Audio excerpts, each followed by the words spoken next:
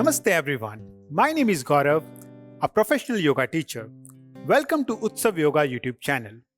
Today we are going to see how to do certain backbend yoga postures in yoga with corrective alignment with Deepak. Let's begin. So now let us see certain corrective alignment in Cobra Asana. To begin with, we'll start from a flow. Let's start from downward facing dog. We'll come to high plank and then Ashtanga Namaskar. And this is the best position to get into your Cobra Asana because it gives you the leverage to move ahead. So here we will try and push our hands down and then push them back so that our body can move forward. So let us move the body forward. Great. And then we will just rise up until the pelvic. We will avoid pelvic lift here. And then rolling the shoulders back and down, pointing the elbows back, creating some room here for the neck to move up so that we can look up towards the ceiling. Great. Now here on the back side, we can point our toes back and down, pushing back towards the wall. Like this, we are trying to extend our spine, pushing the head and the body away, and then pushing the legs back with the help of the toes. This is giving us a proper lengthening of the spine and also a great amount of work on the lower back muscles, which leads to great strengthening and also useful in lower back pains. Now, let me show you certain mistakes which people do while during this asana. So, a number one mistakes which people do is lifting their shoulders up. So, elevation of the shoulders and flaring of the elbows leads to no connection, no contraction of the scapular blades, leading to no muscle engagement there, right? So we'll make sure that we always keep our shoulders down and elbows in. Once we will do that, it gives us good amount of room on the neck to move up. So you can look up easily, and it is also good for the neck muscles and for the mobility of the neck, right? Also by doing this, we are also making sure that we are working on the muscles of the mid back and the upper back with our lower back. Another mistake which people do normally, they extend completely up and they get up completely like this. So again, this is not right or wrong, but it seems that you're almost doing upward facing dog now rather than cobra, isn't it? So the purpose of Cobra was to give you some strengthening work on your lower back. But right now I can see we are moved away from the gravity. So the resistance is no more there for the lower back to work. And this is why if we will go down and if we'll keep our shoulders back and elbows back, now we can see that now we are against the gravity. Our lower back muscle is still getting some work. So if we'll keep on extending ourselves forward and back, we are gaining good amount of work on the lower back, which can also help you in all kind of lower back pains if they are happening because of any slip disc or if it is happening just because of sitting in a poor posture. So you can always restore that kind of spinal deformity with this posture if you do it like this. I hope it was helpful. Now, let us see our next posture, which is camel. To start camel posture, we will begin from Vajrasana. So just make sure whenever you're coming up in the camel posture from Vajrasana, your knees are hip width apart. So start to come up.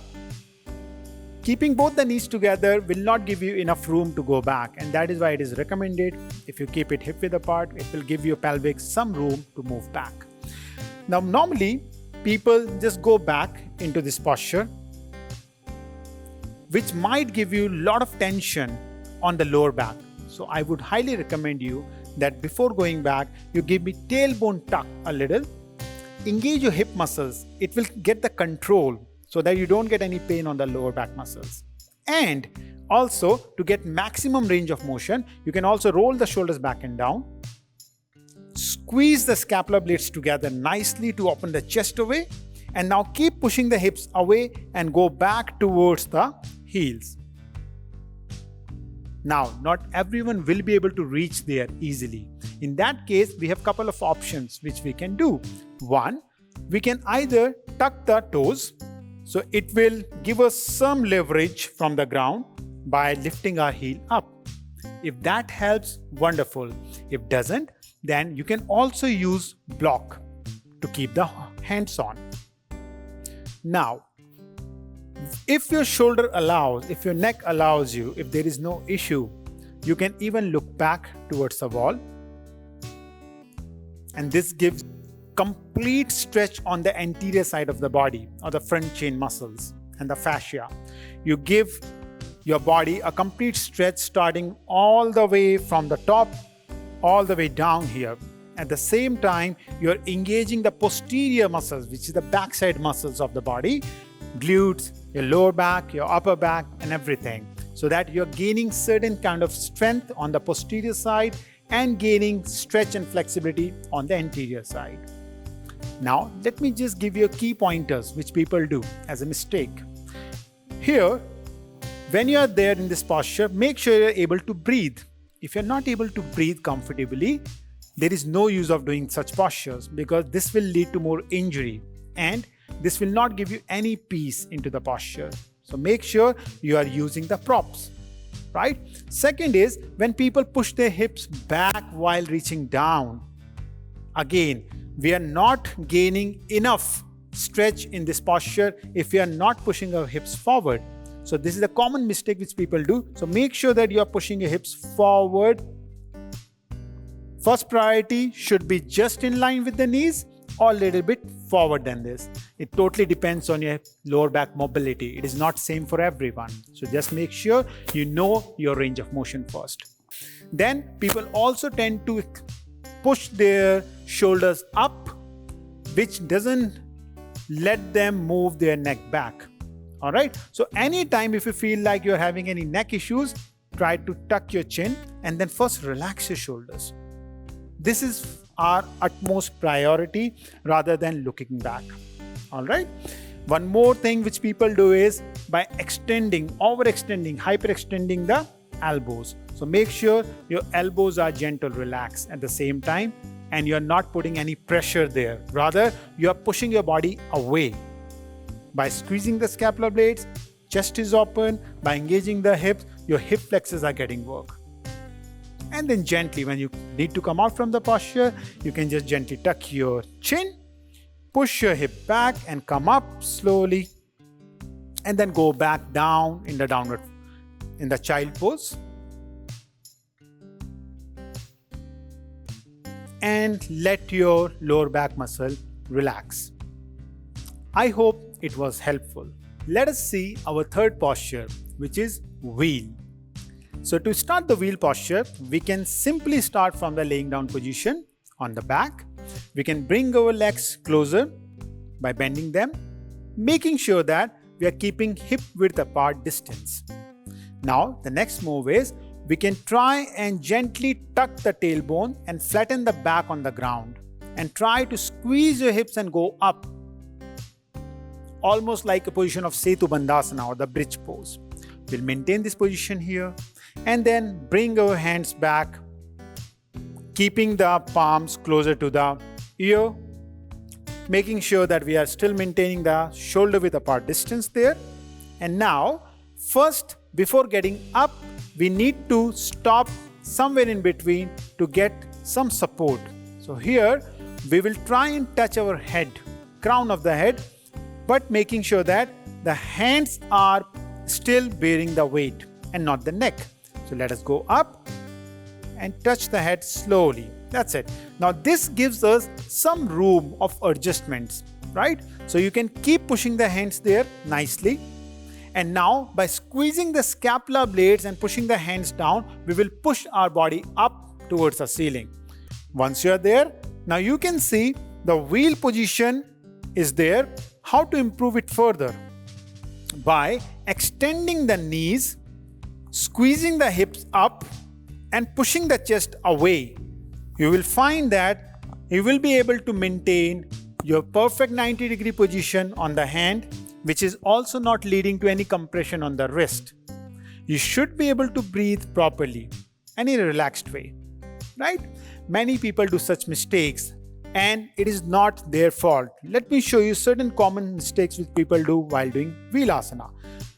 They are unable to extend their knees. So in that case, they look like this. In this case, they also get the compression on the lower back, right? Which leads also to compression on the wrist there. Look at the shoulder position. It is not aligned with the wrist completely. So either the knee joints which are not flexible enough, maybe you're not getting enough of room to move away, or the hip joint, if they are completely tight and you're not getting enough room to go up higher, or if you do not have enough of mobility on the lower back, let's say you do not have enough hyperextension or the extension on the lower back and the shoulder mobility. So any of these components will lead to some or the other disturbance while doing wheel and may also contribute to certain joint discomfort. So make sure you extend your knees, you push your hips up, you push your chest forward so that you can get some harmony, right? It is all about Sthiram Sukham Asanam in yoga, right? Once you get the Sthiram Sukham Asanam, steady and comfortable posture, you will be able to breathe properly into the asana. Now, slowly start to come down. Again, take the support of the head first so that you are not dumping your weight down completely right away, but make sure still you're not leaving any weight on the neck or the head here. It is just brushing the ground. You're still holding the weight on the hands. Now slowly tuck your chin and start to come down. Wonderful. Slow down, slowly down on the ground. Great. Relax your hands and relax your legs for a while. And just to release the tension from the lower back, because it was a hyperextension on the lower back, you can just gently tuck both the knees towards you and hug them. This gives you some relaxation on the lower back, right? So this is a counter posture. So always make sure that you are doing some of the other counter postures whenever you are doing back bends. I hope it was helpful. I hope the video was informative and you will be able to use it in your daily practices. If you have any doubts or questions, please leave it in the comment section. You can also contact us on the number given below or visit us in our studio. Namaste.